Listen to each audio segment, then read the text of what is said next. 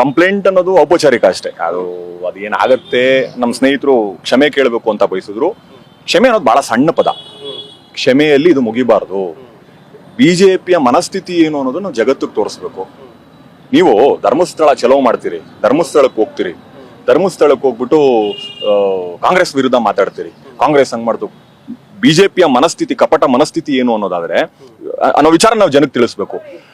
ಅವರಿಗೆ ರಾಜಕೀಯ ಬಿಟ್ಬಿಟ್ಟು ಹೌದಾ ಮೊನ್ನೆ ಮಧುರಲ್ಲಿ ಸೇರಿದವ್ರು ಯಾರು ಸ್ವಾಮಿ? ನೀವು ಅಂದ್ರೆ ಬಿಜೆಪಿ ಅವ್ರ ಅಲ್ವಾ?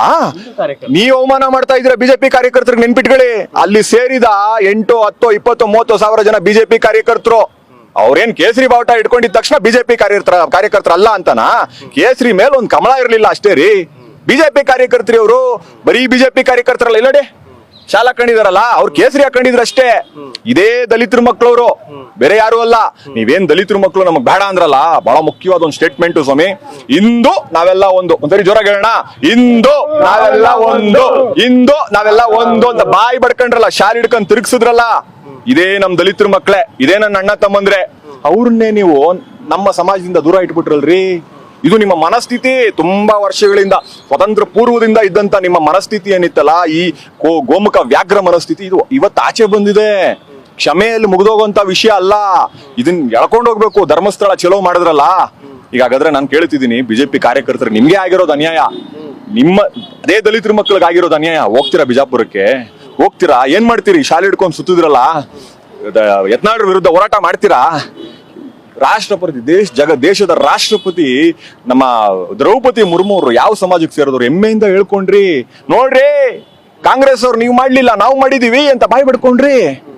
ನಾವು ನೋಡ್ರಿ, ಎಸ್.ಟಿ ಸಮುದಾಯದಿಂದ ಒಬ್ಬ ಹೆಣ್ಮಗಳನ್ನ ಕರ್ಕೊಂಡ್ಬಂದ್ಬಿಟ್ರು, ರೈಬ್ ಸಮುದಾಯದಿಂದ ಒಬ್ಬ ಹೆಣ್ಮಗಳನ್ನ ಕರ್ಕೊಂಡ್ಬಂದ್ಬಿಟ್ರು, ರಾಷ್ಟ್ರಪತಿ ಮಾಡೋದ್ರಿಂದ ಬಾಯ್ ಬಿಡ್ಕೊಂಡ್ರಿ.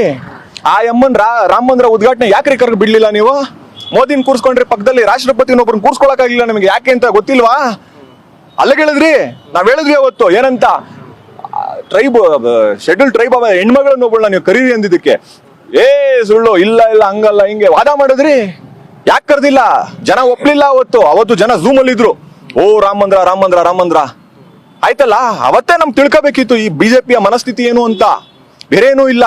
ಓಕೆ, ಇನ್ನು ನಾನು ಹೇಳೋದೇನಪ್ಪ ಅಂದ್ರೆ, ಬಿಜೆಪಿಯ ಮನಸ್ಥಿತಿಯ ಬಗ್ಗೆ ವಿವರಿಸೋದಾದ್ರೆ, ಈ ಅಫ್ಘಾನಿಸ್ತಾನದ ಮನಸ್ಥಿತಿ ಏನಿದೆಯಲ್ಲ, ಅಲ್ಲಿ ಗೋಮುಖ ವ್ಯಾಘ್ರ ಅಥವಾ ಮೂಲಭೂತವಾದಿಗಳೇನಿದಾರಲ್ಲ, ಮತೀಯವಾದಿಗಳೇನಿದಾರಲ್ಲ, ಅವರು ಎಷ್ಟು ಅಪಾಯಕಾರಿಯೋ ಸಮಾಜಕ್ಕೆ, ನಾಗರಿಕ ಸಮಾಜಕ್ಕೆ ಎಷ್ಟು ಅಪಾಯಕಾರಿಯೋ ಈ ಮನಸ್ಥಿತಿ ಏನಿದೆಯಲ್ಲ, ಬಿಜೆಪಿಯ ಮನಸ್ಥಿತಿ, ವಿಶೇಷವಾಗಿ ಯತ್ನಾಳನ್ನು ದಯವಿಟ್ಟು ನಾನು ಬಿಜೆಪಿಯಿಂದ ನೀವು ವಿಂಗಡಿಸಿ ನೋಡಬೇಡಿ, ಪ್ರತ್ಯೇಕ ಮಾಡಿ ನೋಡಬೇಡಿ.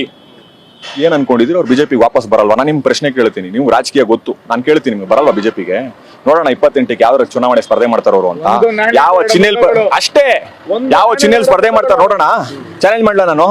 ಓಪನ್ ಆಗಿರುತ್ತೆ, ಯೂಟ್ಯೂಬ್ ಅಲ್ಲಿ ಇರುತ್ತೆ, ಚಾಲೆಂಜ್ ಮಾಡ್ತೀನಿ ನೋಡಿ. 28ಕ್ಕೆ ಬಿಜೆಪಿ ಚಿಹ್ನೆಯಿಂದನೇ ಸ್ಪರ್ಧೆ ಮಾಡೋದವ್ರು. ಅರ್ಥ ಆಗ್ತಿದ್ಯಲ್ಲ?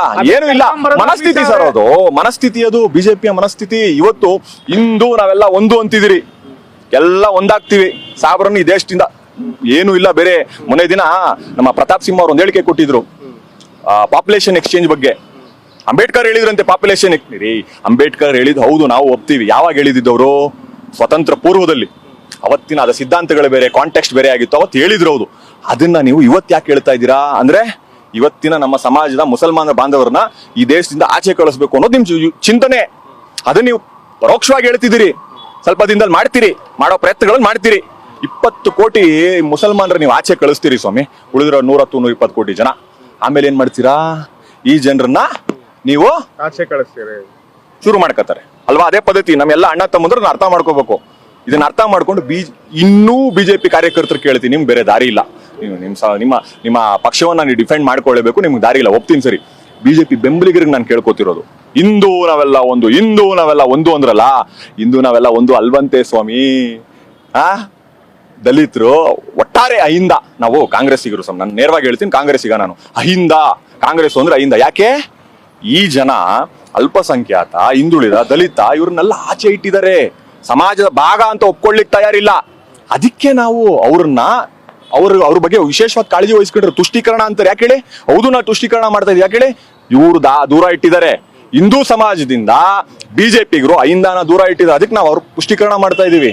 ನೀವು ಏನಾದ್ರೂ ಬೈಕಳಿ, ನಾವು ಅವ್ರ ಪರವಾಗಿದ್ದೀವಿ ಸ್ವಾಮಿ. ಕಾಂಗ್ರೆಸ್, ನಾನು ಬ್ರಾಹ್ಮಣ, ಬ್ರಾಹ್ಮಣನಾಗ ಹೇಳ್ತೀನಿ ನೋಡಿ, ದಲಿತರು ನನ್ನ ಅಣ್ಣ ತಮ್ಮದು, ಇದು ಕಾಂಗ್ರೆಸ್, ಇದು ನನ್ನ ಮನಸ್ಸಿಗೆ ನೋಡಿ ಗೌಡ, ಅಲ್ಪಸಂಖ್ಯಾತರು ಒಬ್ಬರಿದ್ದಾರೆ ನೋಡಿ, ಇದೆಲ್ಲ ನಾವು ಒಂದೇ, OBC ಎಲ್ಲರೂ ಇದೀವಿ ಇಲ್ಲಿ ನಾವು. ಇದು ಭಾರತ, ಇದು ಪ್ರಜಾಪ್ರಭುತ್ವ ಭಾರತ, ಇದು ಜಾತ್ಯತೀತ ಭಾರತ. ಇದನ್ನ ಹಿಂಗೆ ಉಳ್ಕೊಳಕ್ ಬಿಟ್ಬಿಡಿ ಸ್ವಾಮಿ, ಹಿಂಗೆ ಉಳ್ಕೊಳಕ್ ಬಿಟ್ಟು ಹಿಂದೂ ದೇಶ ಮಾಡ್ಬಿಟ್ಟು ಅಫ್ಘಾನು, ತುರ್ಕಿಯೇ, ಇನ್ನೊಂದು ಯಾವ್ದೋ ದೇಶ ಮಾಡಬೇಡಿ, ಇರಾಕ್ ತರ ನಮ್ಮ ದೇಶ ಮಾಡಬೇಡಿ, ಕೈ ಮುಗಿದು ಕೇಳ್ಕೊ.